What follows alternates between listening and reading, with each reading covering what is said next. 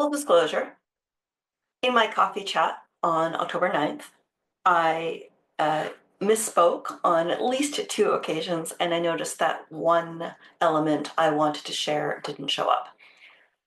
So parts of that have been edited into the original coffee chat, and then the rest of the show has been cleaned up. Thank you everyone for joining my coffee chat.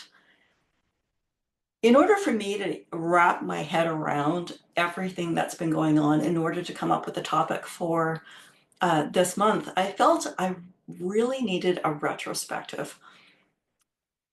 I feel like, we can't see our progress if we don't see all the work that's been going on. And because it happens, especially across the community and certainly within Genealogy for Asian Canadians, in a just as it happens way. And I love that about the group.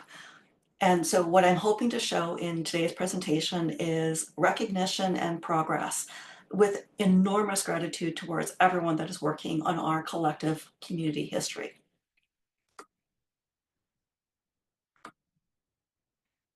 So first of all, it will be a member shout out. Then I would like to talk about the updates at Library and Archives Canada with regards to finding aids. I actually just got out of a meeting with Library and Archives Canada, and I have the most recent updated information. I'd like to talk about CI9s and extend the timeline out back to pre-2021 and give you an update as to where we are today, because it is breathtaking. I would also like to share a little bit about my event, Lunch in the Museum, which happened on the 15th of September in Vancouver. I will speak a little bit about the Forest 136 research project, which kicked off in early October, and what that's about. And then finally, I did a history of the Chinese of Saskatoon, and I will share a little bit about that. I am thrilled with the work that I am seeing in Genealogy for Asian Canadians. Members are feeling really comfortable in asking questions and in sharing their work. And I would like to take a moment here to acknowledge what some of that work looks like. Jennifer Jiang and I worked together on her guest post for her search for Daigong, where in a lengthy post, which she had originally thought she would only share to the group, is she goes through her extensive research process, the barriers, the questions, and her eventual success. Much more recently, Debbie Jiang shared her work in the Richmond Cenotaph with adding the names of two World War II soldiers that had been missed due to racism. They were Private Hikotaro Koyanagi and Private Kazuo Harada. And so congratulations, Debbie. Amazing work. I did draft a paper on the first Chinese in Saskatoon. I will talk more about that later in this coffee chat. I love that people are visiting areas and of cultural value for our community and sharing those pictures with us. It's not just the Chinese Canadian Museum, but the Douglas Hotel, cemeteries, graves, photos, whatever is piquing people's interest. For example, Willie Wong has shared over 60 posts about his decades of research, mostly focusing on the Chinese and his family in Nova Scotia, centering around Antigonish.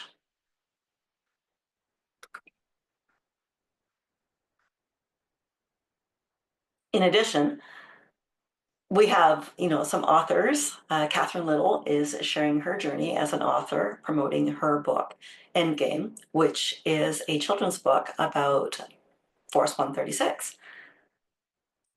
Connor Ma, in and amongst his many other jobs and duties, finished his work remembering some early Chinese Canadian hockey players. So here is Connor Ma's work, recently published, where he talks about researching and chronicling stories of past professional and amateur athletes, his passion. And just look at this work, everyone. It is beautiful. We've got names, names in Chinese, we've got biographical details supported by evidence with the documents for each person. Kudos, Connor. Very well done. We definitely have some researchers with photos. Some photos are, can anyone help us identify the people in this photo of nature and variety? And the sleuths get to work, and some, like Jim, just happened to find a random annotated photo, in this case from the New Westminster Chinese Public School, and he shared that with us. So thank you, and please keep posting. Also, congratulations to Charlene Thornton-Joe and her husband Philip.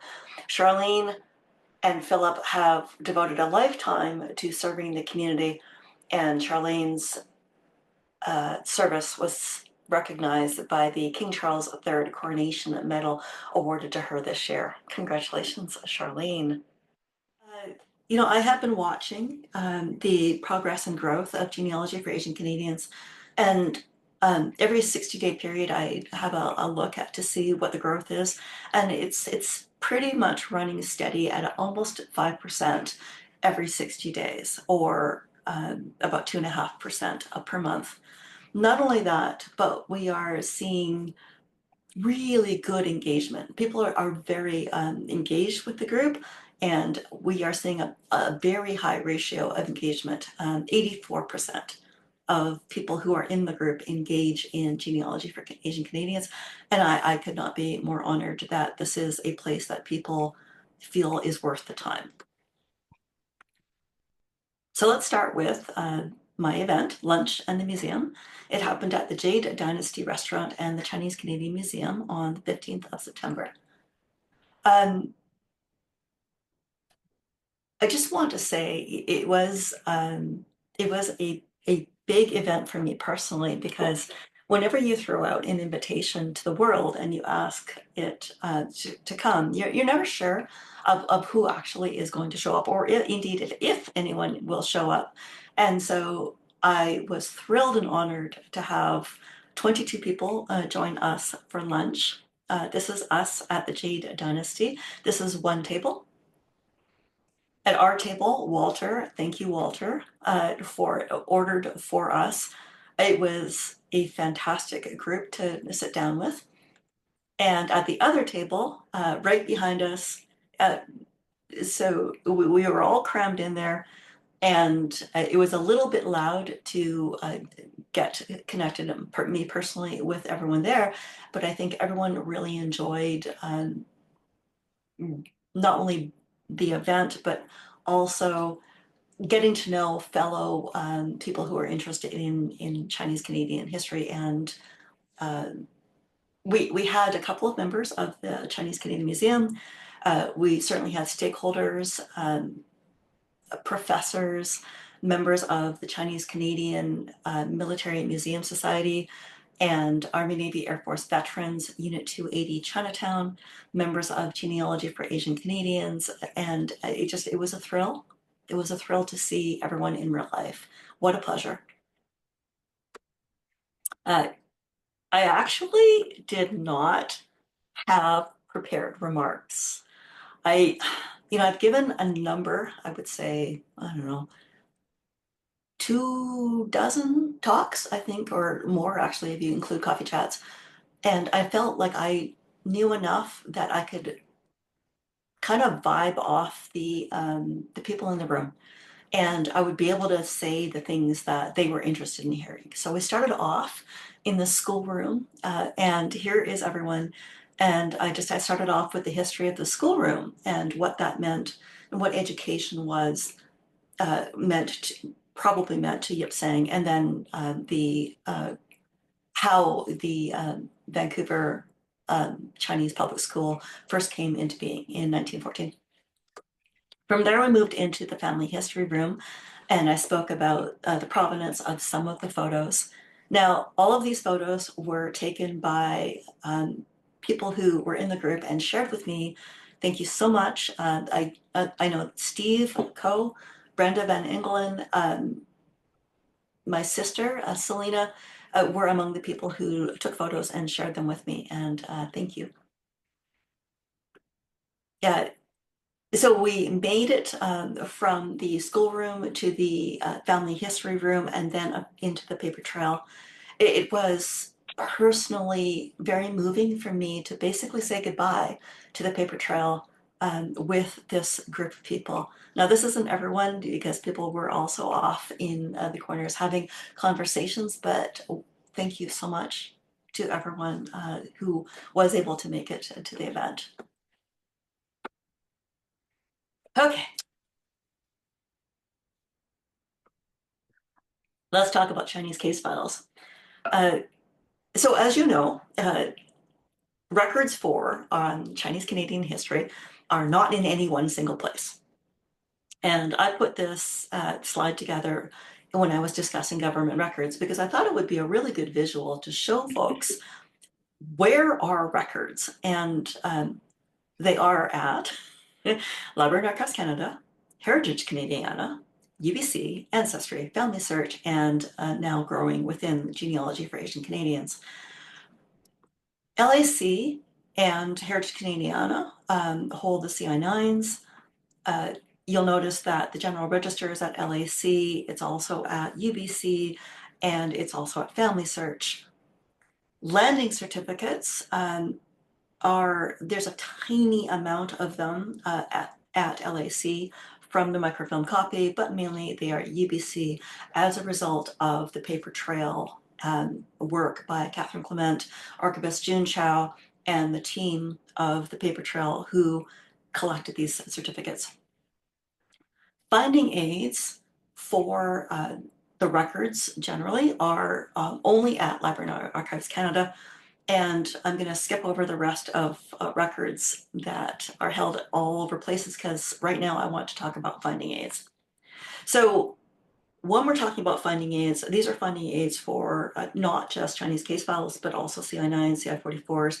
They are the records that tell us about the records. Think of them that way. We have been working with Library and Archives Canada to locate the finding aids, even when they may not be obvious that they are about Chinese Canadian history. And then we have been basically creating our own finding aid, our own lookup tool. The Genealogy for Asian Canadians, it used to be called the CI9 transcription tool, but it has grown and morphed so much since then. So case files, let's talk about case files. Here's a bit of a timeline about case files. In August 2020, I wrote about Chinese case file finding aids and just kept adding to the research. Every case file that I could find, I compiled, first of all the case files that I could, all the finding aids about case files that I could find on Library and Archives Canada. And then later I started amending that post to add all of the case file finding aids that were not available because it turned out that about a third of them, all available finding aids were available and 2/3 were not. So this led to kind of this piecemeal jigsaw puzzle where we have been finding clues on finding aids, even if we don't actually have the finding aid. So really meta level work. In February 2023, Gordon Mark hand transcribed 3 of these finding aids, 76, 74. Yeah, that's what they're called. 76 means immigration, and it's the record group designation. So 76, 74, 76, 77, and 76, 84. These are about 20% of the Ottawa case files. Were added to Library and Archive Canada's collection search in this summer in 2024. This means that you can now research collection search LAC in this method written by Robert Louis, that you go to collection search, click advanced, you type in your name, select the database, select a hierarchical level, and click search. What I'm trying to say here in this overview of what's been happening is we are seeing real progress on behalf of the community, and thanks to the work that is being done by this group. So huge props for the case file work. Okay, Let's talk about CI9s, and I would like to take a moment to reflect on the progress that we are seeing. It is monumental. Okay, so this is Finding Aid 76-165. And until we located this finding aid, remember a finding aid is a list of materials at a National Archive, and in this case, it's Library and Archives Canada. So 76-165 lists out all of the CI9 microfilm reels. So this is the real number. Here, let me just make it a little bit bigger so you can see it. So here's the real number. What is on the reel, the numbers that are on the reel, the port, and the dates. Now, unbeknownst to researchers prior to this work, it had been thought that all of the CI9s that were available at Library and Archives Canada were already digitized and online. They comprised many of the records that were formerly available under immigrants from China at LAC. But that wasn't the case.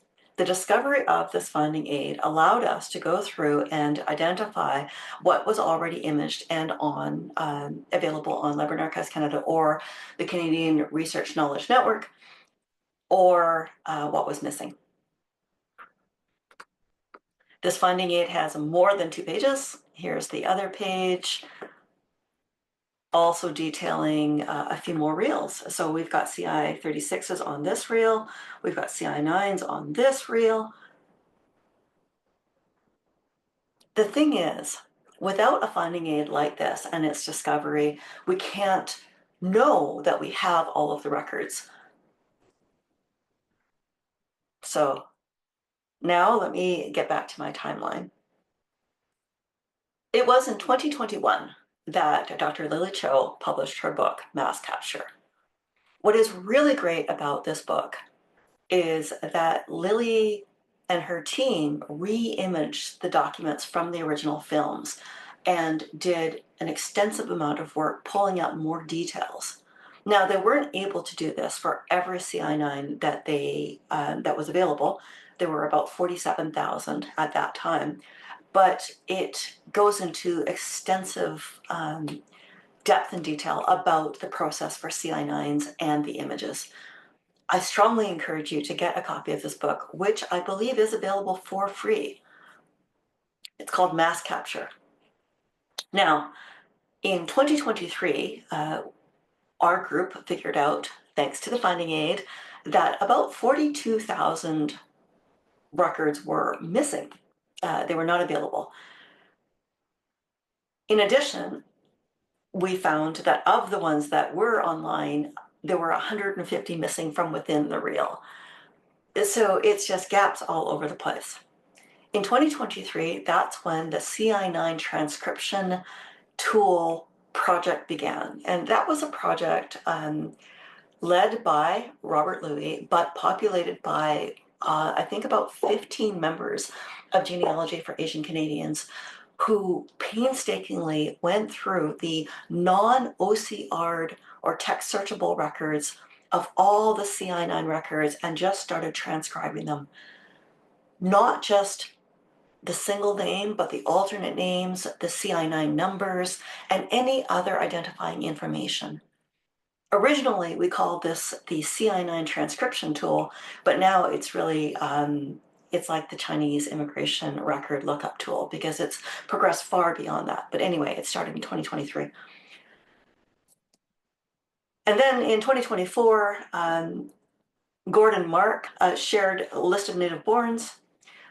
We were able to get the last 15 reels opened and digitized, and the tool continues being created. So here it is in text.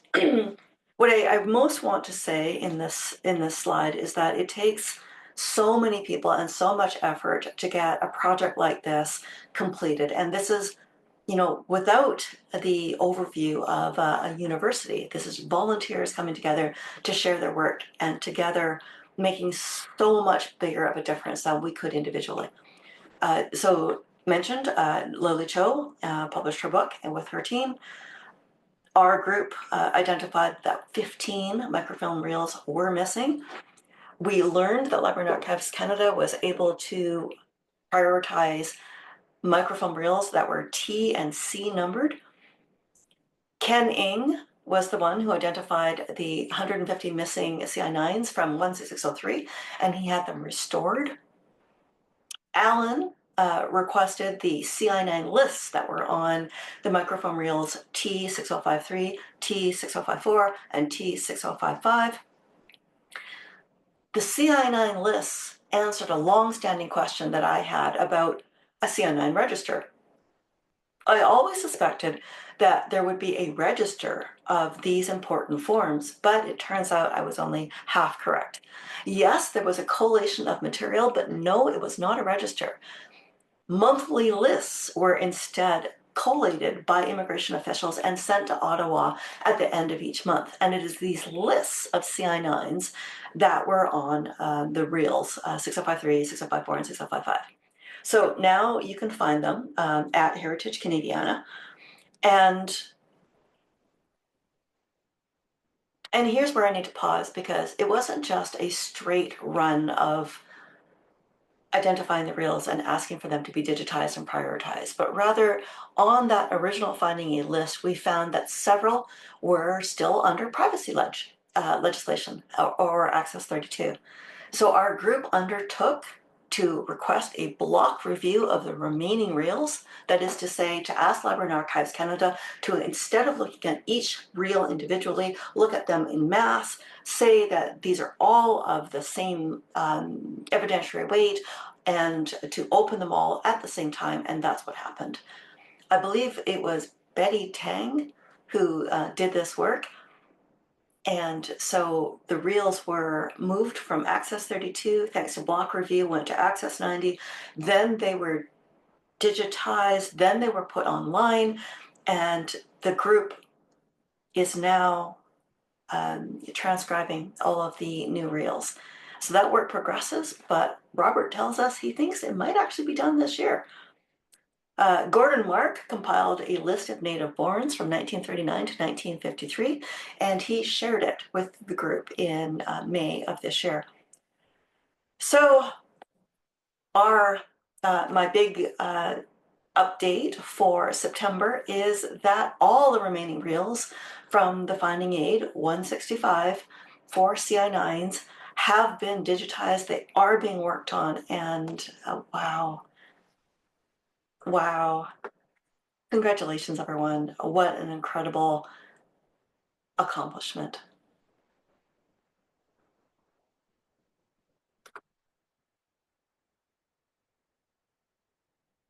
Also, in the last couple of months, we have kicked off the Force 136 research project. I am hugely honored that my project has been sponsored by the Chinese Canadian Military Museum Society. Our project will send retired Colonel Chris Weicker to the National Archives in London to research select Force 136 members.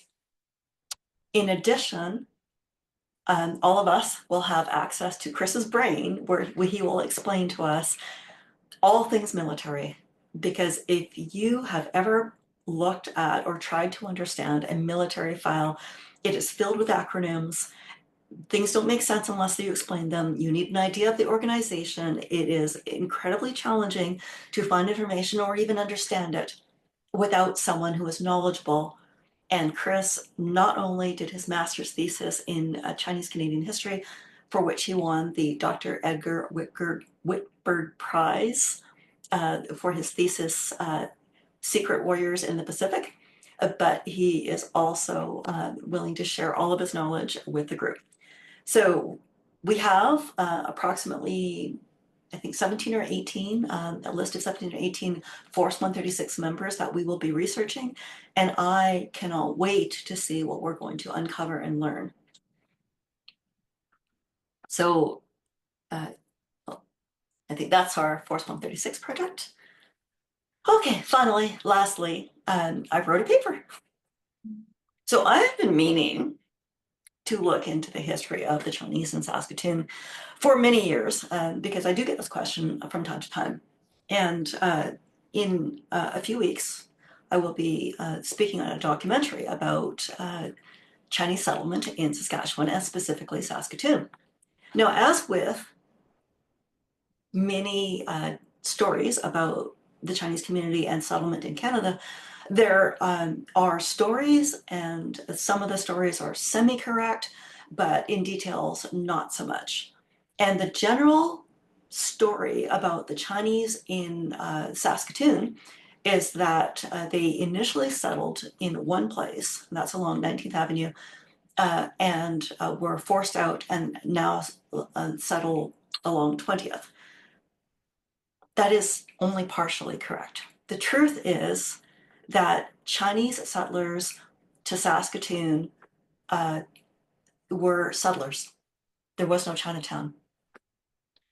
This is kind of amazing. So here's my paper. I did a backgrounder on Chinese in Canada, and then locations and origins of the town of Saskatoon, which later became the city. And I'm going to skip forward to Chinese settlement and population in 1902.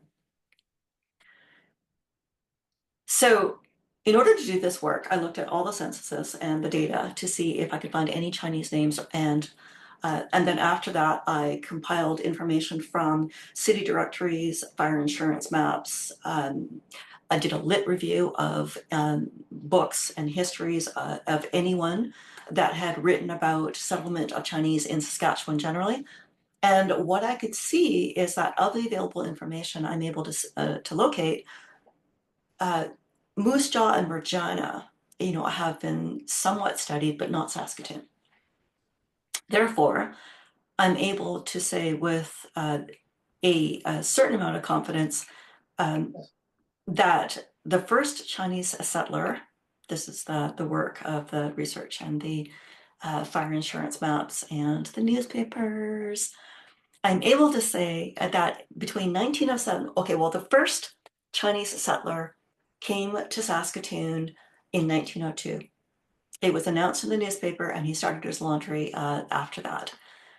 Then, by 1907, 1908, this is basically a map of early downtown Saskatoon, north of the Saskatchewan River.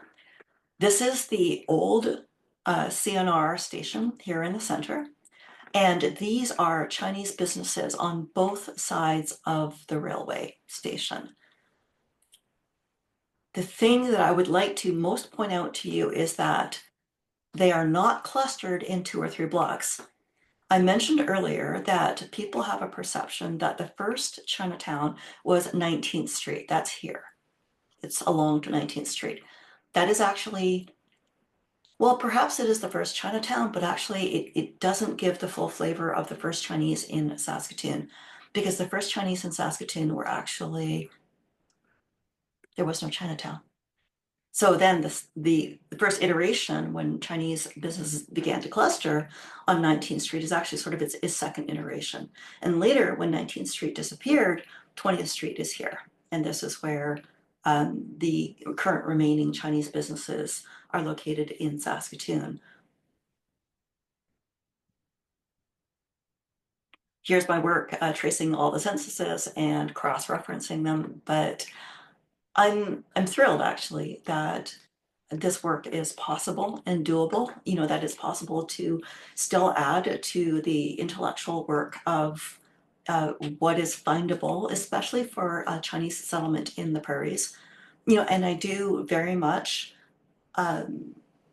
stand on the shoulders of all the researchers that have come before me, including that seminal work by UBC, Doctors Ward and Yu, on transcribing the General Register of Chinese Immigration and tracing them.